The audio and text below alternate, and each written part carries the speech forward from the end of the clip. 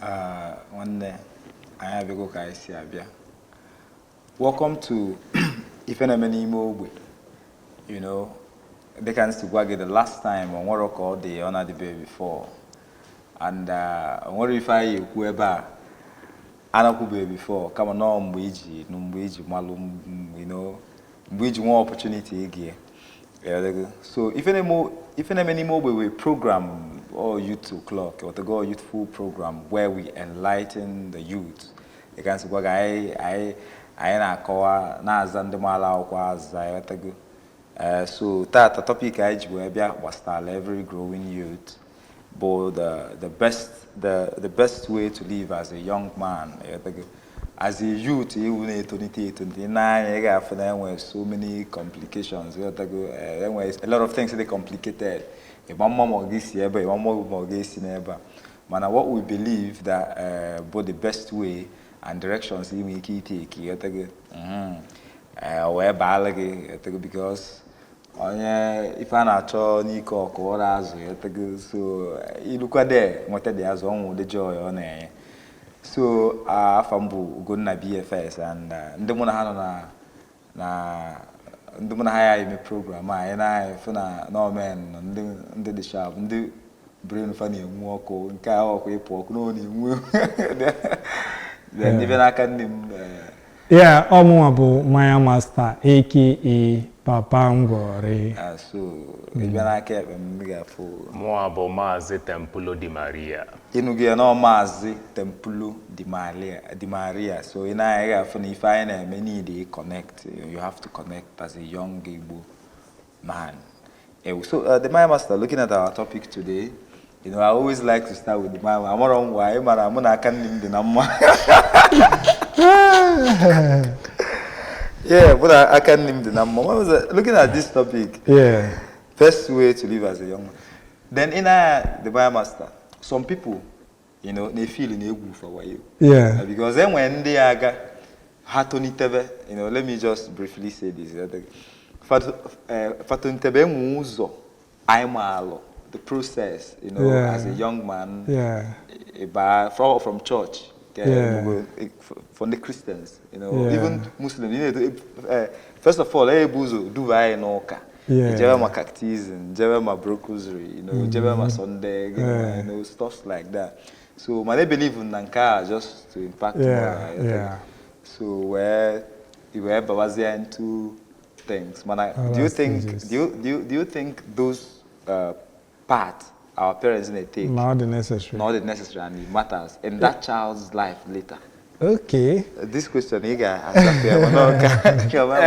No, you belong to whenever I say youth, and when so many things in I consider. First of all, I'm asking now,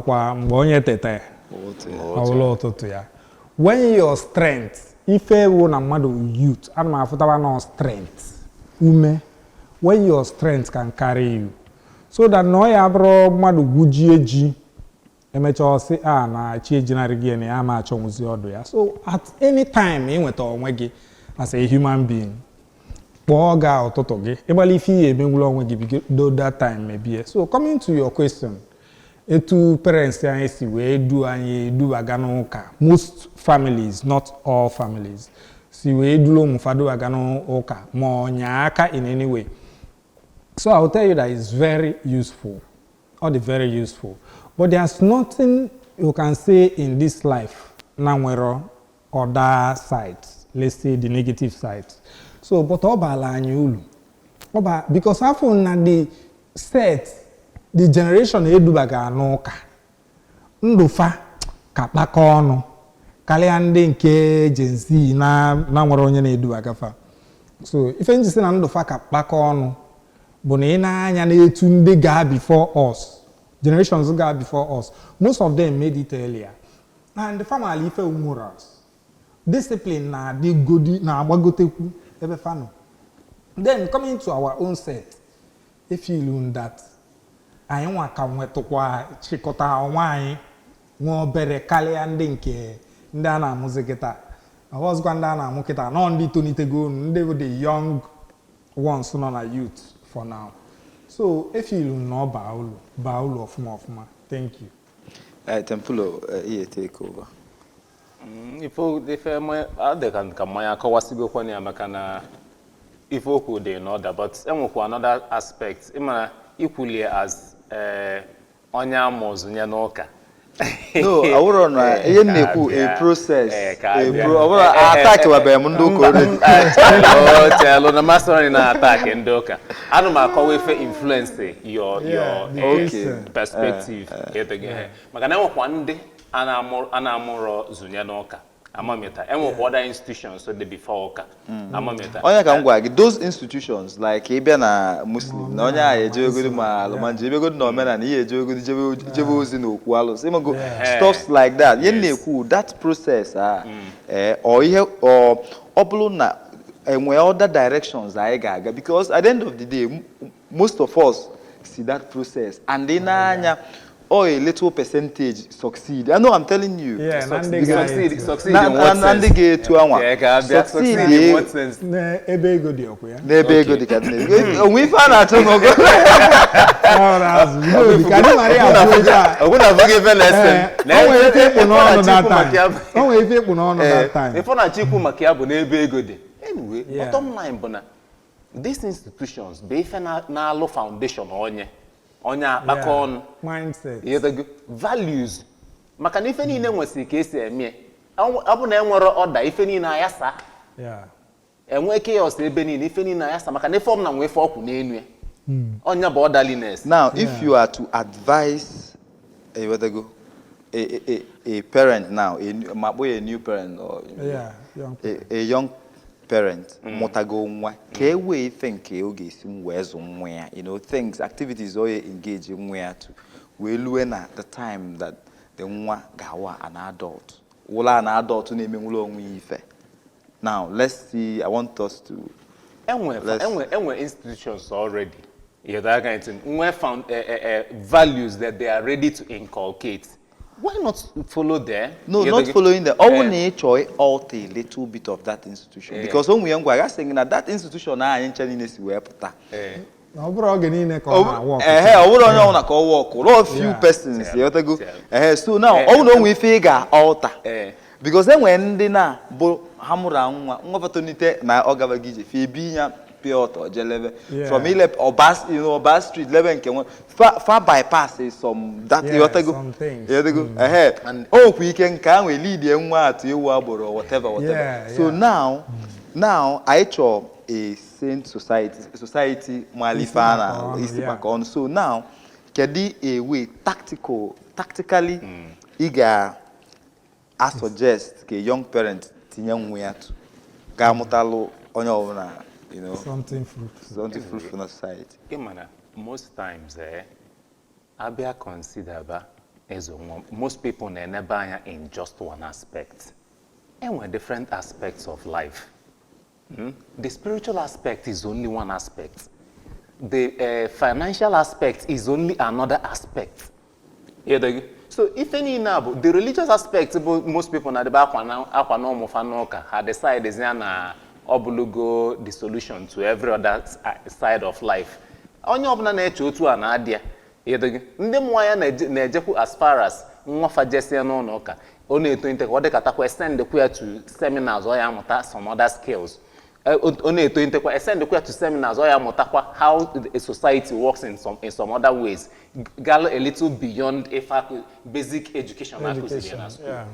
So find be safer this year. So onye kwụsị na just send nwe atu ụlọ ụka dalia maka na ọ balance ọ dịrọ holistic ụka yes ụka sometimes na ejekwa that far it try solve those things you know kind of, but most times father enough so other the parents to know na okay na enwe the other aspects of life ị na-ene nwa gị anya okay side a na ọ dị ka ọ na balance ka anyị nelukwa anya side a ka anyị kpacha nkwa ife side a edoghị ị na-eme na-enene ya maka na ọrụ mkpụrụ ka akụ ndị mkpụrụ na-eto na na-enene ahịfịa too ịtụpụ ahịfịa onye idie mmiri gbaa ya mmiri onye idie manu itinye ya edoghị onwe pest bịa na ịgbasa ife na-egbu pest ogbuo pest Ọrịa bụ na a na-azụ awe na-eme.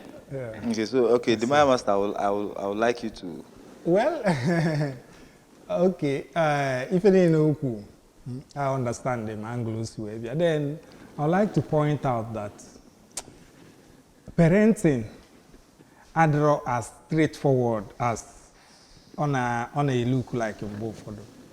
Because even that person, now a parent, even a see a young parent, even that person can eat or if any much ago. Yes. So if I are cousin didn't my goal, and when didn't on a maro or my cousin, then coming to a child in a tunitin, enanya your parents and we go to fast no on way to their life for CD or maybe in a fair way enough on other people in for the more successful and age in the bagote going to around 10 years now we're an example in I have a parents to give away and when some things they are now go get in line with your generation now bros here to your parents is where for tia is now for tia so if you learn that not just what you say to your child or where you take your child to. It matters to the environment in a way beget the child or in a way raise the child. It matters very much. Because sometimes they are saying, let me go if they do, I'm wapuli, London and Fana, London and Moody far. You are kissing Maggie, say, no, so later, but the truth I will tell you, but that if you want to sound straight, and be factual. People who succeed more in life are the churchy, too churchy. Succeed more in the sense that no all angles, every sphere of life. No nya na emof. One way if ever ask na mother na emof ma. Ina anya if no obroso. And the umume abroso no ka ezigbo umume abroso no ka na akuzie.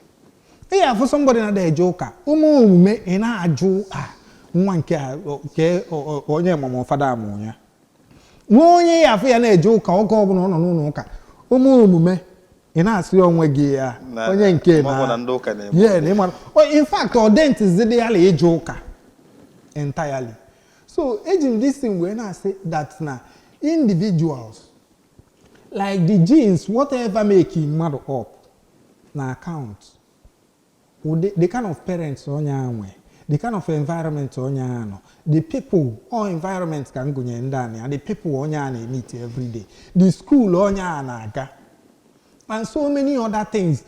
I'm a name if you would dream, self-desire. Some of them they bury that you don't even voice them out. You know that this is who you want to become. Even your parents are not saying, see this one, see eba. Onwe go onyanya get the now somebody like this was your role model, not even your father, not even your teacher. So that sense you when you see ijaka feel when onya wa ife na aga digi. That one the more determined ebiodo madu future madu. So I would just say that now parents were much to do, but the value, the much Na-eme, add the quantity of value. Okay, say add to know the children. First of all, who you are build go get to a certain percentage. The traits you inherit from you are build get to a certain percentage. On when do I have okay na to kalefa it is we no long kete da emretno.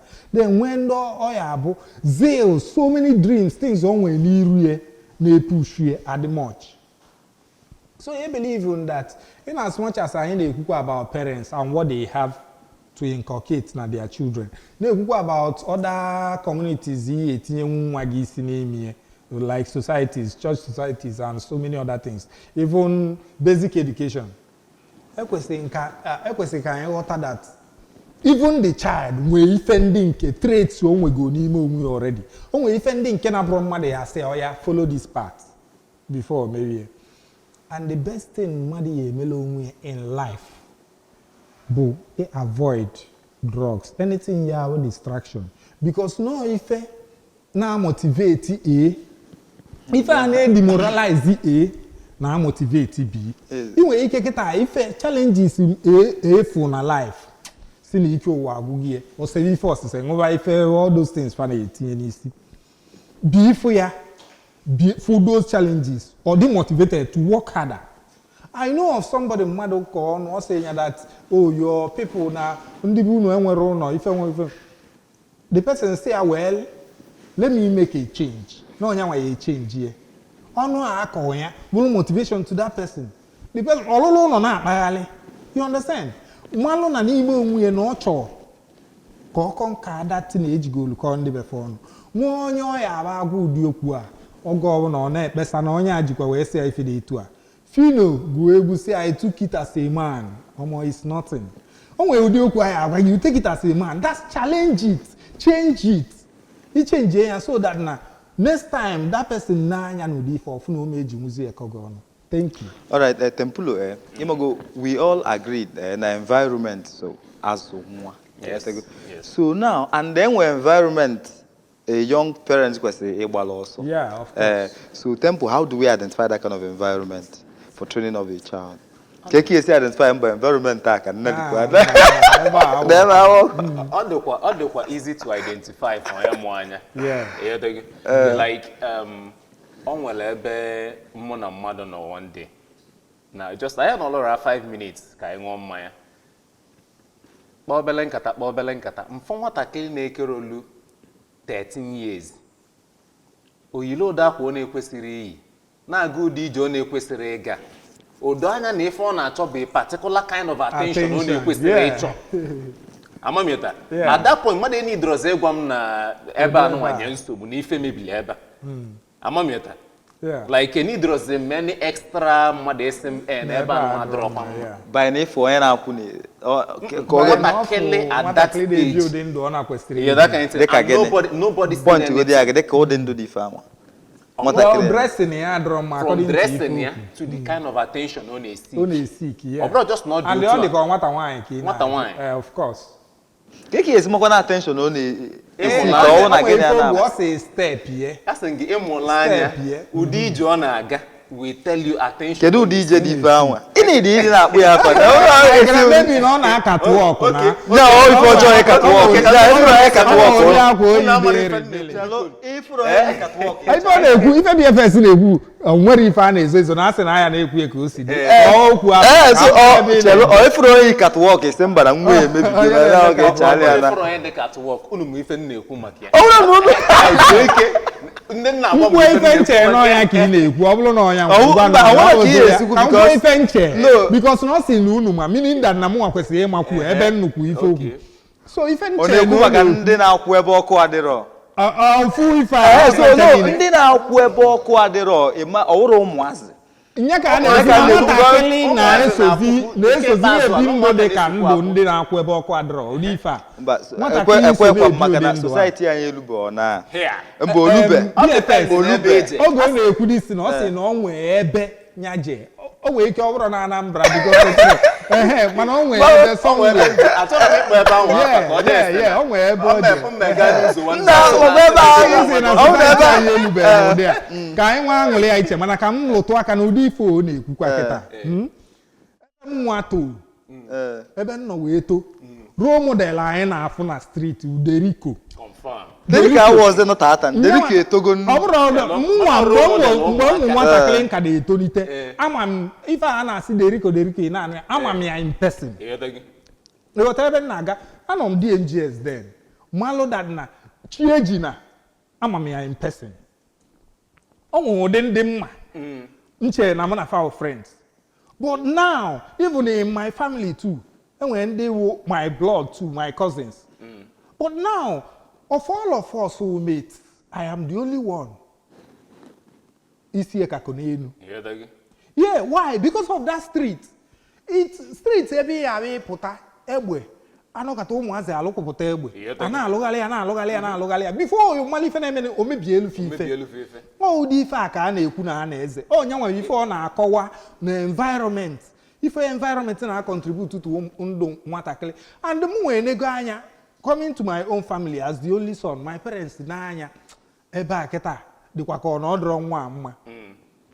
But on my own, my dreams be bigger than those things, those people na-eme. Yes. So I was so focused that now even abịa na street credibility ị nwere ike iche na m dị ka those people but mụ nwere my own targets learn my own lessons and when I found it necessary I left that environment. You understand if na-ekwu so onye nwa enwe environment ya afọ ifugodi no environment ya adro good for onye na-eto eto.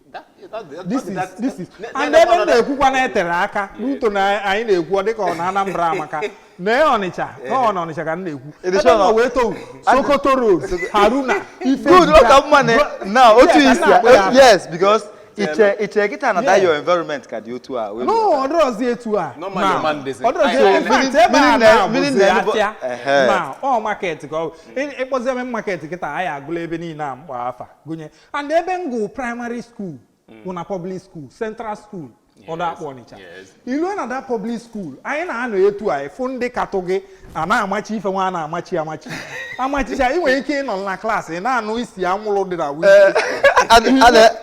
ana ese wana inye oge anya efu onye brother another place brother na-enegala anya of course ike bụ ozele ebe ụmụ akwụkwọ na-agụ akwụkwọ that's what I'm saying central school Ọnịcha I'm saying it because ọ bụrụ ebe taa aka o tinye egwu nwere ike kpọnye Oriental Brothers ma o tinye ofu egwu Ghana ijie another place na akpa inu o nwere ike egwu a akpanite gị if ya na-reason if that person na-reason that time ọ dịka ọ na-etake gị away from the ife ebialụ school ị na-afụ sometimes ị nọkọta ọ bụrụ na asị unu talk about end because na ifu outlaw life agụwa gị agụ ịpụta ịchịpụta akwa gị talk end so si ife ya na like ịdị na-emebi ife asị si eme na ọ bụrụ na asị unu na-agba sandal ịgbalụ sandal yilu socks ịgbalụ slippers nke imeju oyi mee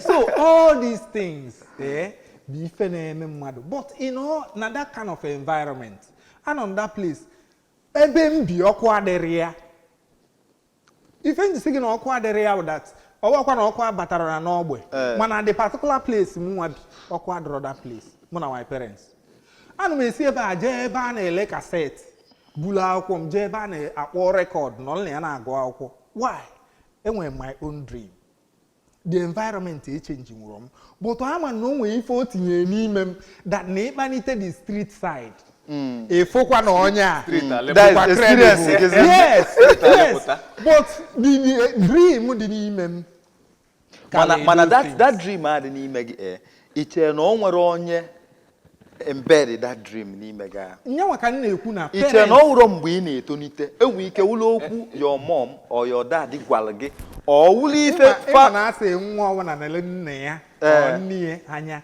but I look at my own side when I was growing up mgbe ndị ana m adị factual n'ife ọbụla na-ekwu adị m eti okwu ude even when it paints me negative I will say it the way it is mgbe m na-etolite I told myself that I would be exactly the opposite of my father. I decided my father was mmadụ na-akpacha mkpacha ọlụ oyibo ịfụ ya na ọ pimpụcha onwe ya ọ dịka ya ma iji nwee problem with ọlụ oyibo ọlụ oyibo no tell no for you nadili n'ime obi do you know why I'm saying it here because the first offer m nweta after graduation lecturing job I did not take it but it was not because I chọrọ m ọlụ oyibo and omerom ka m kwụsị ikuzi I will teach you come and man aroge ego. I don't want to make money out of it. One good thing about again we reject all when I reject it still in equality your feet and we secret I go find secret because I go secret okay. So when I rejected the lecturing job offer Ogbe 2 times na this state Anambra state then at a point I found out na ma go hot cake n'ime onwe m. Why? Because they equip go more women. First of all, I started as a kid. Bido afia mbugale and even more lock in. Or even now, we are lock into your own dream. There's no other person that can be you better than you can be yourself. And don't worry on you push you. Let the energy come from within. Echena can motivate you again. So that energy now propel from within. Now I have to go my family for 2 OCD. For my father on your low, then Malay twist ya try manage resources. Then I can say I won't do that. Mwacha mbo ka nwoke even with the certificate eji alolo iba m ejidi e park ya na akpati koketa anya ya taa ngwacha mbọ ka nwoke when he gets to a stage I believe na etu anyị nọkịta it's not just about the certificate you have okwu ị na-ekwu n'ọnụ ya agwa mmadụ etu isi erizi ma ị maala ife ije eme na university ka ọ na ịmara ọnụ mmiri okwu gị ya akọwa ya so ndị agbakọcha ife niile a wee decide ya the path to take wee take this path the secret to the success ị nwere ike ịfụ but that hapụtara m ụwa nọ na environment decide to drop everything the negative in that environment. Focus on what I can get, the positive things I can get. Kebe the motivations. The motivations from within. From within. Amoragi when konwe ife. Ife njuwe signal from within. Onwe buga konko. I think na makogi na TV here. I came up as a child. Believe whether you. I don't like a young man. Let me get the money by myself. As early as 1992, I was very young. But I had ice water. That time, pure water. Mem market, all the lines sitting in mem market. Yeah. That was why the day for Akutucha, if Governor Kutu, Anambra State, you say, oh, this is the old mem market. You say, oh, this is the old mem market that I used to know. As in the market. Meaning that the structure Akutu. The old market I used to know. I saw it the day for Akutucha that. A kind of nostalgia. We're feeling on you. See, oh, this main market is back. So, but that one aside, MHM businesses the main market. At the end of the whole thing, I changed the environment. No UNN. I lived with a professor of engineering, Professor Netanya.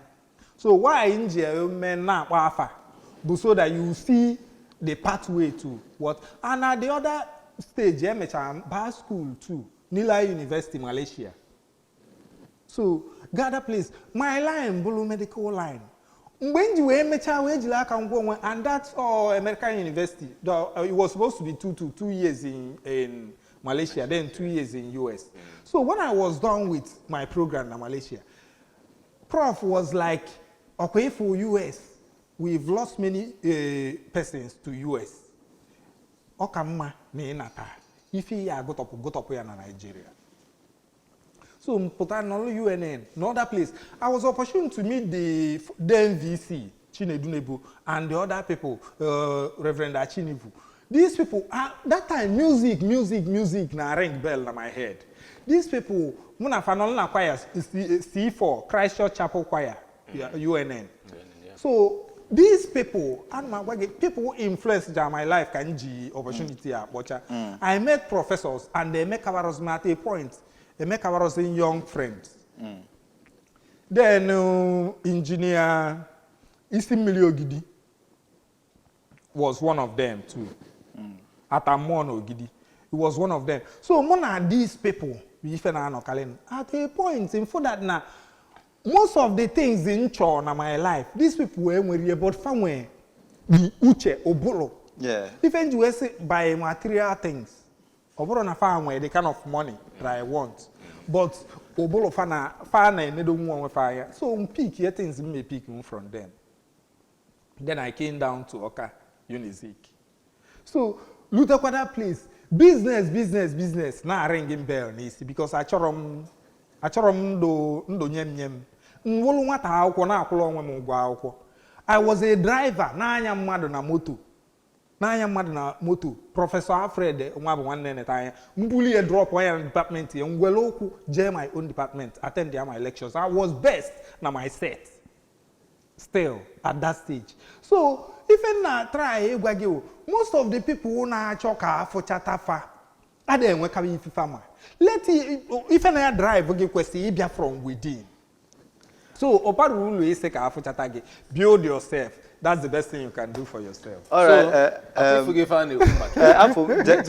my master. Don't worry. Yeah,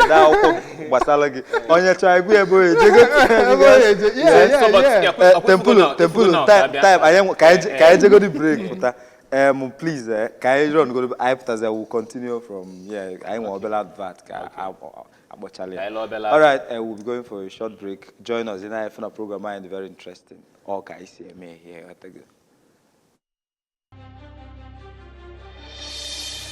Anambra Broadcasting Service, ABS. With delight, we bring you the light that we bear through our illustrious leaders.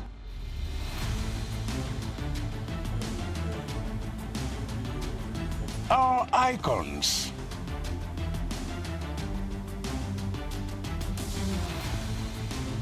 Our industrious people. Our rich culture. Our places of pride.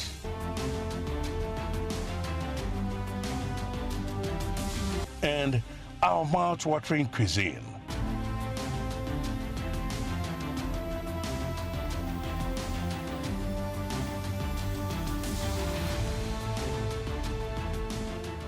With unbridled professionalism and renewed tenacity, we serve you real-time news, information, entertainment of varied genres with unfettered reach of your clients and customers. AB.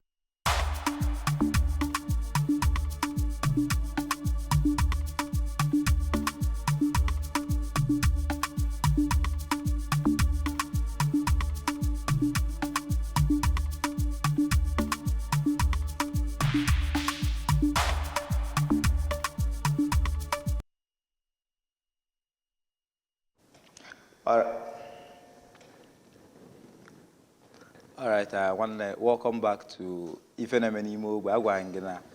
I had very interesting. I even follow good if I phone where they can not again to get down to Nife there. So, but I said, no, came a Jew.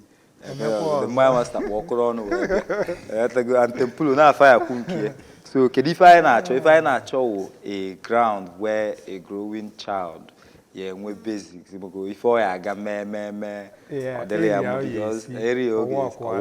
Now, if one of the biomass is that area where low to level, Templo di Maria is the same area. One name and came because or the easy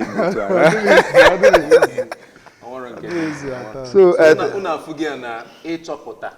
Mogbe adị mma fọ nwatakịrị afịara arụ ineluru anya onye ọbụla debela anya naanị ka na always see na ogbe adị mma ma na ọ dịrọ mma ụmụaka kpaa nkata you be able to know ndị okenye ka ife ha na-adị comfortable ime n'iru ụmụaka n'ogbe ahụ all these things agwa gị ebe adị mma ọbụna ịpụta n'ogbe ọ bụ na okenye pụtaluo ọ nọ n'iru ụmụaka mebi na-eti nwunye ya ife ụmụaka ọbụla na-ekiri ma ọ bụ okenye pụta ọ machie ife nwa na-amachi n'iru ụmụaka na-enegali anya.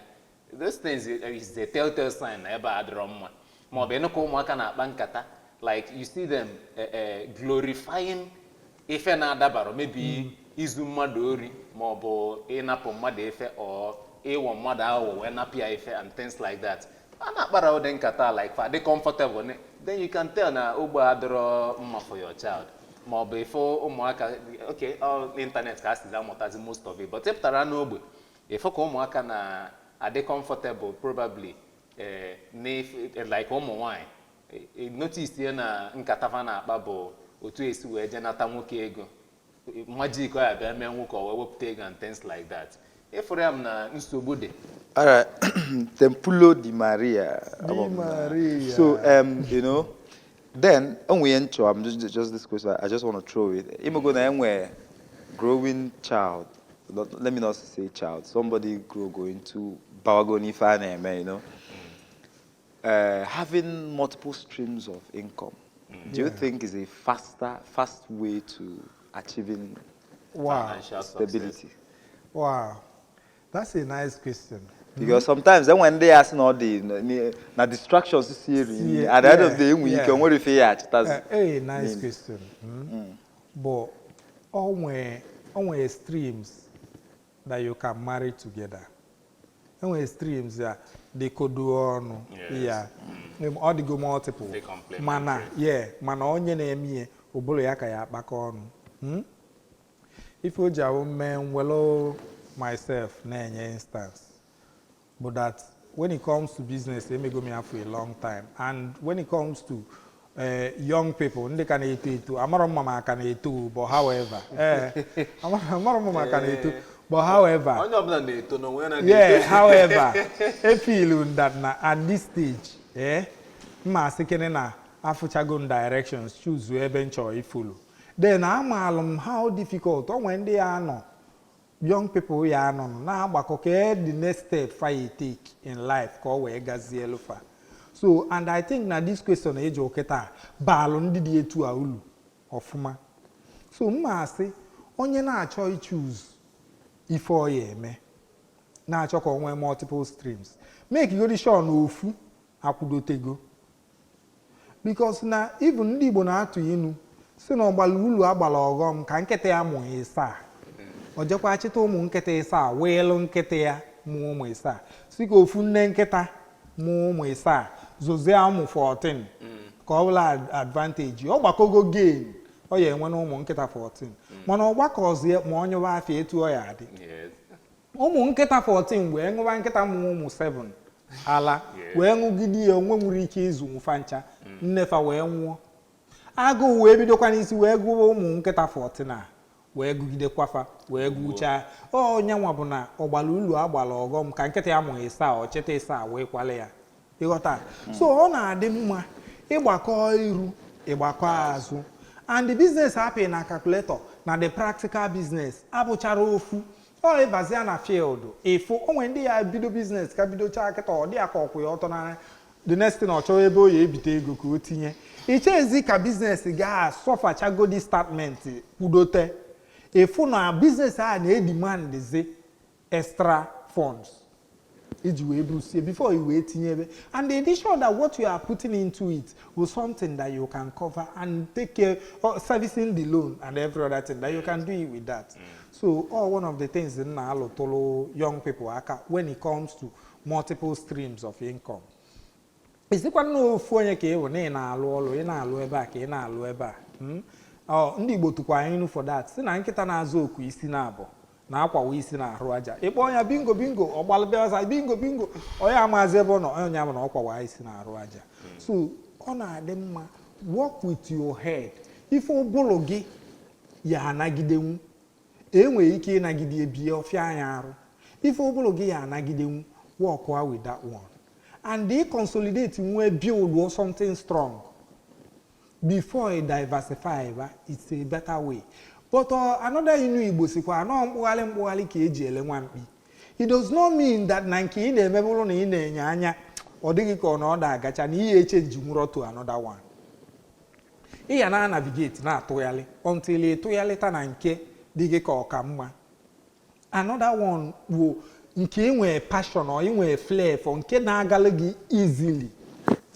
Or kadịlụ gị izi karịa ndị ọzọ isi kawa na that side so ọ bụrụzia na ọ gazie you can ọ ga ka ihe ekwu eziokwu multiple streams of income investment amaka.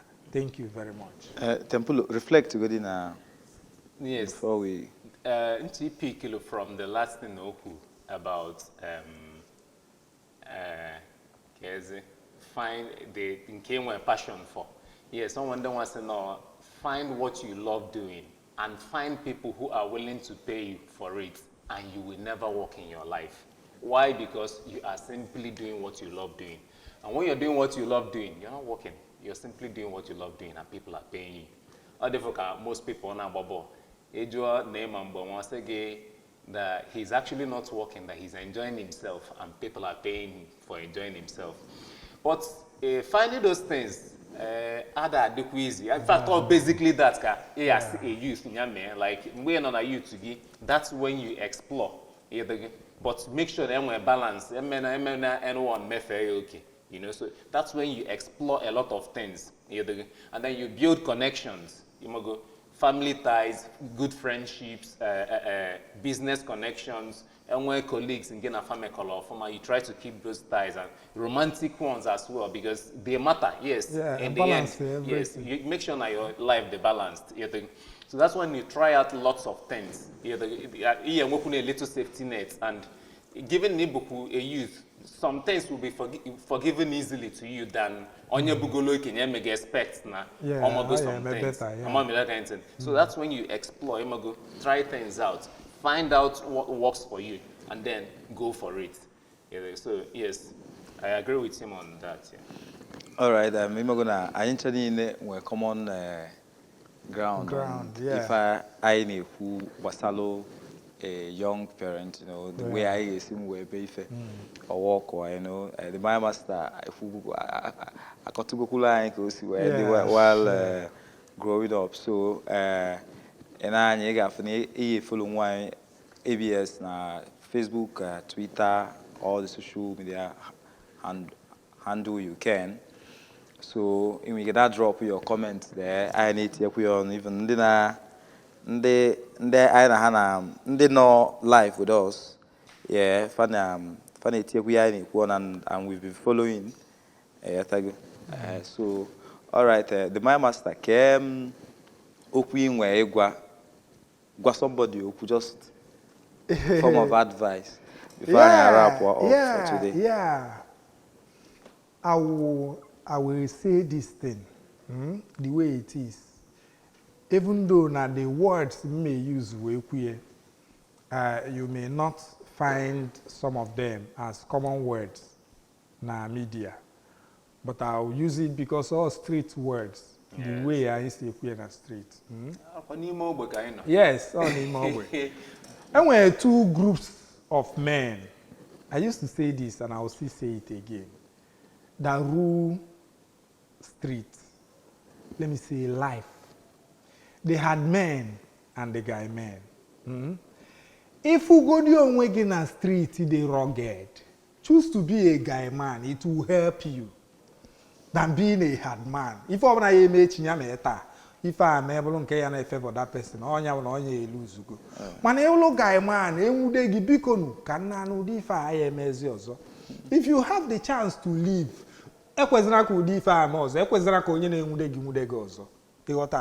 so why I am pointing out this thing, bro? It's that even to us, can any good thing come from? I'm a Nazareth and then I go Bible.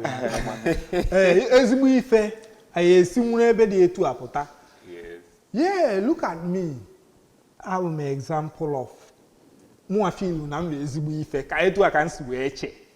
Anambra State, otherwise, let them say it. Because in the states where I belong, yes, Anambra State, otherwise, the open. In the state where I come from, currently, I've impacted Nando young people. Now, with alcohol, no matter what you are doing, alcohol amaka. If alcohol where the more is that now, on your own actually take a giant stride like nature or a man who could jump. It was in a cushion, mafia. Kebi ya that I will be a tilly. At least he die a cushion day. You won't move on to the next one. I say, if you don't succeed, dust off and try again. It does to wear off, move on. So, I call I have to somebody in a plumber who change your environment. I worry now, them mother. Or you take real much if we boy and with all who is the Oye Only is the attack on you, move on. Then avoid drugs. Anything he are eating, or wagging if he equals him and him as in, or change the way your reasoning is in our work. Avoid the iron. Oh, see. It does, even in our addiction, came in a mother man. I say, did you quay far get your if only would face or if I know you know, Nandi Jegu. So, all the more that no your bona plan we co bolia, they active at all times. Hell to get adipuology. These two things, each one very valuable thing. You see, back on health to get delegate. Then it was the alcohol to Quasia. Koya Abuno Quasio, we have to lose Fatulum Pologu. Koya Wobble Nigeria the raw. He is in Ampologuneli. You understand? That's why in just your bona now alcohol amaka. Alcohol amaka. So, one boy say young person need to 10. In which he name me for name, try alcohol. jidegodi wee na-emekwa ife ndị ọzọ omi nọ nọ ife a ka ihe eme forever mana jide data aka ọlụ wee na-eme so it's going to help you in so many ways so that's all nyanwa bụ ife nchi ikwu then another very important thing but that sometimes life is a place in an environment in a like environment originally the bad so echevena no parents gi move go out from when they na say that all from move their family out of trenches your parents nwere ike ịmụnye gị na trenches ọ bụrụ gị nwa ya edupụta fa from there let your energy that thing na propel gị let it come from within n'ime gị lock into yourself build yourself when your dots will begin to connect people will say oh or ife a ka onye a na plan bụ since yeah but oge ị na-akwado ịlọkụ in na build one step at a time people amawa but the only thing bụ na onye na-head somewhere ọ ya ama na onye ama ife and the another thing consistency of character ya wuwu ọdọrọ mma kpofuo ya build your character especially now the media na sozi abuild mmadụ ịpụta ịmal ọsọ ya wụrụ na online ka mmadụ meet gị sị gị ma elu m ife dị etu a onye ahụ meet online ị ya akalitu ya egwu karịa onye ịma because na ife elue online ife elugo woefully ife elu ọpụta offline so ọkala gị mmadụ whatever gị na mmadụ kwuo okwu na ihe emelie ana m agwa ndị aka ọlụ nke a ma maybe ndị a na-elechakwa ife a na-asị what I ordered versus what I got yeah gị na mmadụ kwuo ife mee ya etu gị na onye a siri ekwu ejena welu ka iwelu sweet tongue sala onye a salaga n'ife ịma na-emenwu onye a na-emezi expect ka ime nke ịgwa anyị na-eme nke ihe emenwu these are not right so ị na-build your reputation offline na-build kwa ya online so that na asị na onye abụ people can say oh this so person is so character is of so character and or this steady like that thank you all right unanuge from the Maya master then Tempulu time I always yes, 1 or 2 minutes was the time I'll keep it simple if oboneche amen enwego ndị melia before you look at them. Don't try to reinvent the wheel. Enwego wheel already. Nene nke alugolo alo. Jilu nke amazi fiye jinwe ame. Ka bụ one thing. Then you can have many mentors. Oburu iwu not just one mentor ki enwe. Inwe ike inwe mentor for this aspect of life, mentor for this aspect. Inwe ike inwe many mentors for each aspect of life. You can learn from many people and then form yourself. Then nke ọzọ bụ always be ready to learn. There will always be something new and there is always room for improvement. And if for those people who will always make a room for improvement, the sky is their starting point. But another thing, very important thing is equally make sure you protect your connections. When you meet people, on your meeting, make sure you leave a good impression in that person. How do you leave a good impression? By ekwobaka goto, by a fair in any of your dealing with that person. For now. All right, coming from all of us, we are already at the end of our program today. Time I best kwapu. Afambu gonna BFS.